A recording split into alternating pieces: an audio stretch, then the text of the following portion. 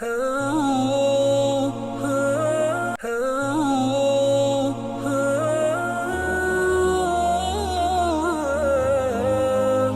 புனித மதீனா முனவ்வராவுடைய ஹுத்பாவை ஹத்தீப் அப்துல் பாரி சுபைத்தி ஹஃபிதஹுல்லாஹ் நிகழ்த்தின ஹுத்பாவின் தலைப்பு மரணம். திடீரென்று ஏற்படக்கூடிய மரணமும் அதன் விளைவுகளும் என்பதாகும். அல்லாஹ்வை புகழ்ந்து ஸல்லல்லாஹு அலைஹி வஸல்லம் அவர்கள் ஸலவாத் ஸலாம் சொல்லி தக்வாவை வலியுறுத்தியதன் பின்பு இன்று நாங்கள் அதிகமாக எங்களுடைய காதுகளினால் கேட்கின்ற வார்த்தை என்ன தெரியுமா? இன்னார் இந்த நேரத்தில் மரணித்து விட்டார். மரண செய்திகள் எங்களுடைய காதுகளை துளைத்துக் கொண்டிருக்கின்றன. எங்களுடைய வாழ்க்கையில் மாற்றத்தை உண்டு பண்ணி கொண்டிருக்கின்றன. நிலைமைகள் மாறிக்கொண்டிருக்கின்றன. கொஞ்ச நேரத்துக்கு முன்னால் ஒருவர் நடந்தார், வந்தார், சென்றார், ஆனால் மரணித்து விட்டார் என்ற செய்தியை நாங்கள் கேட்கின்றோம். மனிதன் என்று கனவுகளை கண்டு கொண்டிருக்கின்றான், ஆசைகளை வளர்த்து கொண்டிருக்கிறான், உலகத்திலே உருண்டு பிறண்டு கொண்டிருக்கிறான், மனைவிகளோடு மனைவிமார்களோடு பிள்ளைகளோடு குடும்பத்தோடு வாழ்ந்து கொண்டிருக்கிறான், நன்மை ஏவுகின்றான், தீமையை தடுக்கின்றான், பூமியில் நடந்து சில பெருமையோடு சில போது பூமியிலே நடக்கின்றான். அந்த நேரத்திலே ஒரு மனிதன் அல்லாஹ்வை சந்திக்கக்கூடிய அந்த நாள், மரணத்துடைய நாள் வந்து விடுகிறது. அப்படியே சாய்த்து விடப்பட்ட ஒரு மர குத்தியை போன்று அப்படியே கீழே விழுந்து மனிதன் மரணித்து விடுகின்றான். கண்ணை திறந்தவனாக, தன்னை கட்டுப்படுத்த முடியாதவனாக, தனக்கு ஒன்றுமே செய்ய முடியாதவனாக அவன் அப்படியே உயிர் பிரிந்தவனாக மாறிவிடுகிறான். இதுதான் மனிதனுடைய நிலைமை. இந்த மரணித்தால் அவர் எவ்வளவு பெரிய உத்தியோகத்தராக இருந்தாலும் சரி, எவ்வளவு பெரிய அரசியல்வாதியாக இருந்தாலும் சரி, உலகத்தை ஆட்சி செய்கிற மன்னராக இருந்தாலும் சரி, அவருடைய பட்டங்கள் எல்லாம் கலட்டப்பட்டுவிடும். அவருக்கு கொடுக்கப்பட்ட புகழ்கள் எல்லாம் கலட்டப்பட்டுவிடும்.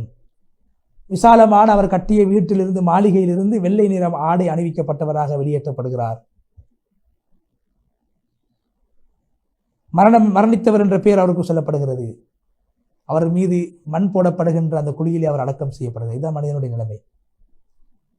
சில மனிதர்களை நீங்கள் பார்ப்பீர்கள், அவருடைய உடம்பு அப்படியே வெள்ளை புடவையால் போத்தப்பட்டிருக்கும். அவருக்கு எந்த ஒன்றும் அந்த நேரத்தில் நலவும் செய்ய முடியாது, கெடுதியும் செய்ய முடியாது. அப்போது எனக்கு விளங்கும் ஒரு மனிதனுடைய பலகீனம் என்ன. எவ்வளவுதான் மனிதன் உயர்ந்தாலும், பெரியவனாக இருந்தாலும், மரணம் வருகின்ற போது அவனால் ஒன்றுமே செய்ய முடியாது. யார் தன்னை உயர்ந்த குடும்பத்தைச் சேர்ந்தவர், நல்ல பணக்காரன், உயர்ந்தவர் என்று நினைத்துக் கொண்டிருக்கிறாரோ அப்படியான ஒவ்வொருவருடைய நிலைமையும் இதுதான். உலகத்தை விட்டு பிரிகின்ற போது ஒன்றுமே இல்லாமல், தனக்கு ஒன்றுமே செய்ய முடியாமல் அவர்கள் மாறிவிடுவார்கள். மனிதனுக்கு அந்த சக்கராத்துடைய நேரத்தில், இறுதி நேரத்திலே மனிதன் தனக்கு சூழல் இருக்கக்கூடியவர்களை பார்ப்பான். அவர்கள் அந்த மனிதனை பார்ப்பார்கள். அவர்கள் அந்த மனிதனை காப்பாற்ற வேண்டும் என்று முயற்சிப்பார்கள். வைத்தியரிடத்திலே செல்வார்கள். ஆனால் அவர்களுக்கு தெரியும், வைத்தியரிடத்தில் கொண்டு போனாலும் மரணத்தை விட்டு இவரை பாதுகாக்க முடியாது. வைத்தியரால் ஒன்றும் செய்ய முடியாது. அல்லாஹ்வுடைய எழுதப்பட்ட அஜல் வந்தால் அதை யாராலும் தடுக்க முடியாது. அது உறுதியானது.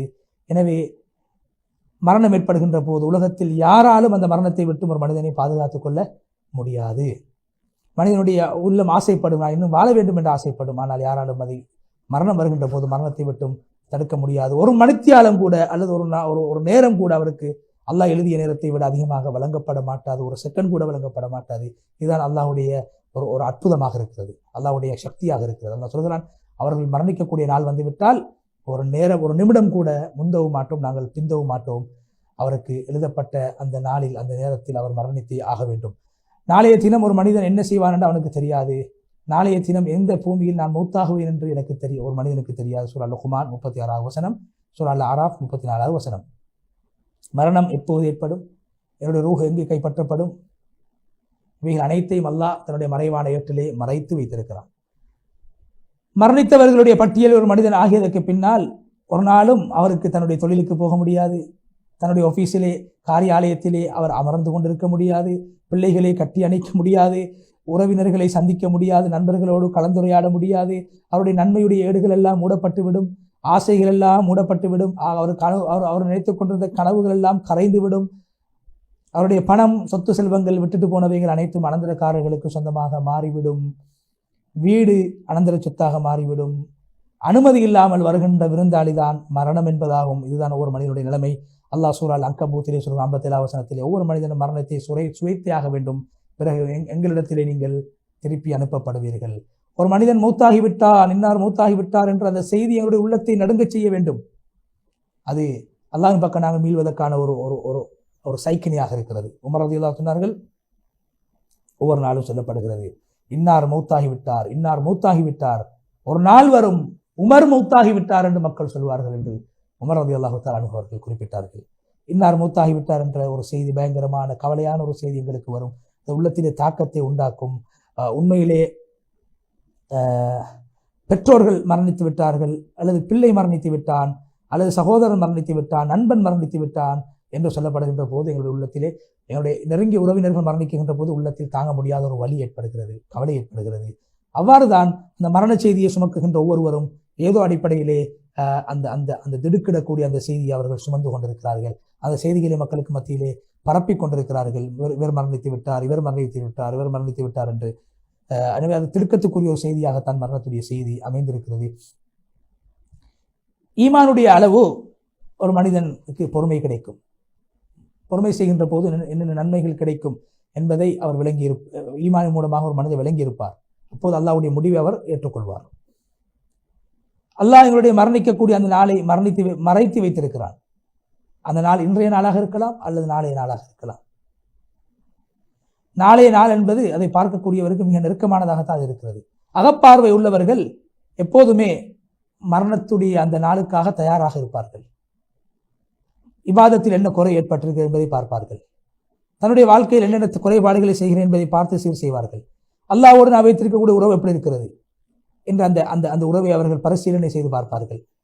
தான் செய்கின்ற அமல்கள் எப்படி, நான் எதை நோக்கி போய்கொண்டேன், என்னோட தொழுகை எப்படி இருக்கிறது, மற்றவர்களுக்கு நான் செய்ய வேண்டிய கடமைகள் எப்படி செஞ்சிருக்கிறேன், பெற்றோர்களோடு எப்படி நடந்து கொண்டிருக்கிறேன், நோன்பு எப்படி பிடித்துக் கொண்டிருக்கிறேன், ஜகாத் எப்படி கொடுக்கிறேன், குர்ஆன் எப்படி ஓதுறேன், இதைத்தான் ஒவ்வொரு நாளும் அவர் பார்ப்பார். என்ன செய்கிறேன், மரணத்துக்கு தயாராகி கொண்டே இருப்பார். பாவங்களை விட்டிருக்கிறேனா, விட்டு விலகி இருக்கிறேனா.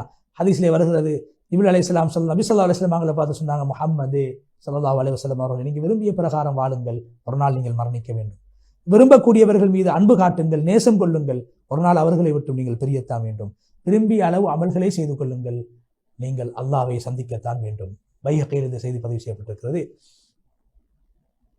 எனவே மரணிக்கின்ற போது உறவினர்களும் நண்பர்களும் அழுவார்கள், கவலைப்படுவார்கள். மனைவி அழுவாள், பிள்ளைகள் அழுவார்கள், இவருக்கு மௌத்தாகிவிட்டார், இன்னார் மௌத்தாகிவிட்டார் என்று. எனவே காலங்கள் செல்ல செல்ல செல்ல செல்ல அந்த அவர்கள் வடித்த கண்ணீர் எல்லாம் அப்படியே காய்ந்துவிடும், கவலைகள் எல்லாம் சென்றுவிடும். சில சந்தர்ப்பங்களில் ஞாபகம் ஏற்படும். நபி அல்லாஹு தஆலா சொன்னதை போல, கியாமத்துடைய நாள் வந்துவிட்டால் ஒரு மனிதன் தனது சகோதரனை விட்டும், தாயை விட்டும், தகப்பனை விட்டும், மனைவியை விட்டும், பிள்ளைகளை விட்டும் விரண்டோடுவான். அந்த நாளில் ஒவ்வொரு மனிதனும் தன்னுடைய விடயத்திலே கருசனை காட்டக்கூடியவர்களாக, அக்கறை காட்டக்கூடியவர்களாக இருப்பார்கள். சூரா அபாஸா 34 37 வசனம் வரைக்கும் உள்ள ஆயத்துக்கள். ஒவ்வொரு மனிதனும் அல்லாஹ்வை சந்திக்க வருவார். அந்த நேரத்தில் அவருக்கு பணம் இருக்காது, பிள்ளை இருக்காது, உதவி செய்யக்கூடிய இருக்க மாட்டார். அல்லாஹ் சொல்கிறான், நீங்கள் எப்படி உங்களை உலகத்துக்கு நாங்கள் தனி அனுப்பினோமோ அது போன்று நீங்கள் உலகத்துக்கு வருகின்ற போது தாயுடைய வயிற்றிலிருந்து வெறும் கையோடு வந்ததை போன்று ஒரு நாள் எங்களிடத்தில் வெறும் கையோடு வர வேண்டும். நாங்கள் உங்களுக்கு உலகத்திலே தந்தவற்றை உங்களுடைய முதுகுக்கு பின்னால் விட்டு விட்டு வர வேண்டும். சூரா அன்ஆம் 94 வசனம். அதே போன்று அல்லாஹ் சொல்கிறான் குர்ஆனில், சூரா நஹல் 111 வசனம், ஒரு நாளில் ஒவ்வொரு மனிதர்களும் வருவார்கள், தன்னை பற்றி மாத்திரம் அந்த நாளில் அவர்கள் கவலைப்பட்டுக் கொண்டிருப்பார்கள், தன்னோடு உரையாடி கொண்டிருப்பார்கள். அல்லாஹுக்கு முன்னால் நான் இப்படி செய்துவிட்டேன், இப்படி செய்து விட்டேன் என்று உலகத்திலே தௌபா செய்ய வேண்டியவர்கள் மறுமையிலே அல்லாஹுக்கு முன்னால் தனது தவறுகளை சொல்வார்கள். அந்த நாளில் யாரும் அவருக்கு உதவி செய்ய மாட்டார்கள்.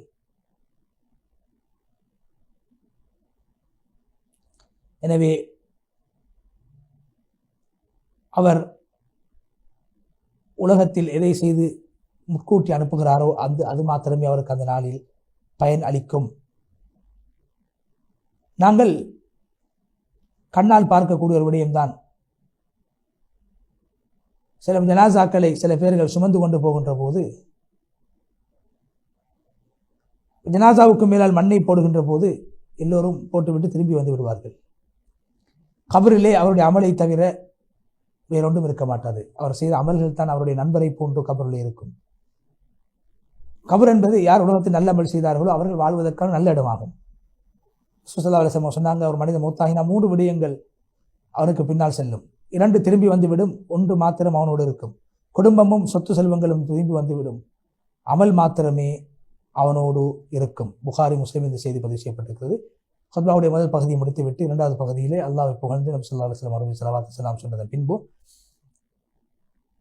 ஒரு கூட்டம் செல்கின்ற போது அவர்கள் மௌத்தாகினாலும் அவர்களுடைய நன்மையுடைய ஏடு மூடப்படுவது கிடையாது.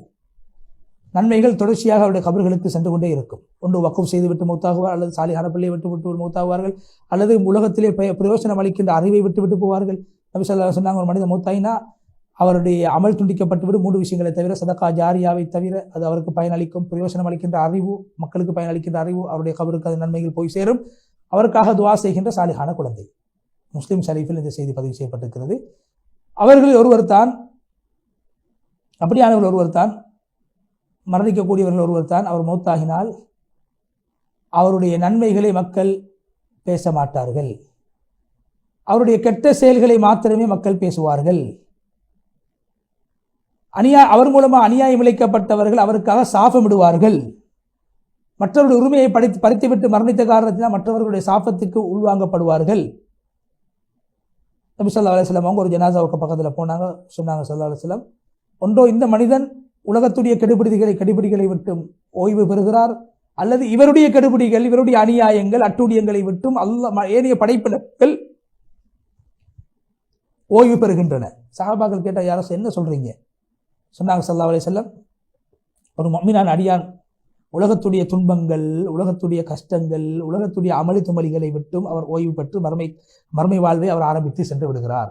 பாவம் செய்யக்கூடிய, அநியாயம் செய்யக்கூடிய மனிதன் அவன் சென்று விடுவதன் மூலமாக உலகத்தில் இருக்கின்ற அல்லாஹ்வுடைய அடியார்கள், உயிரினங்கள், ஊர்கள், கிராமங்கள், நகரங்கள், மரங்கள், மிருகங்கள், ஜீவராசிகள் அனைத்தும் அவனுடைய கடைபிடிகளை விட்டு ஓய்வு பெறுகின்றன.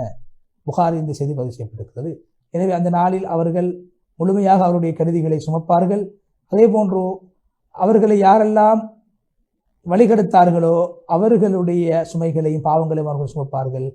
எனவே அவர்கள் செய்த அமல் மிக மோசமான அமலாகும். சூரா அன்-நஹல் 25வது வசனம் என்று சொல்லி நபி ஸல்லல்லாஹு அலைஹி வஸல்லம் அவர்கள் மீது ஸலவாத்து ஸலாம் சொல்லுங்கள் என்று சொல்லி அந்த வசனத்தை ஓதி நீண்ட துஆவை செய்து ஹதீப் அப்துல் பாரி அஸ்-சுபைத்தி ஹஃபிலஹுல்லாஹ் அவர்கள் முழுமையாக புனித மதீனா முனவராவுடைய ஹுத்பாவை விட்டு விடைபெற்று சென்றார். அடுத்ததாக நேர்களுக்கு நாங்கள் புனித மஸ்ஜித் அக்ஸாவுடைய ஹுத்பாவை மொழிபெயர்க்கின்றோம். அதற்கு முன்னால் ஒரு இடைவேளை.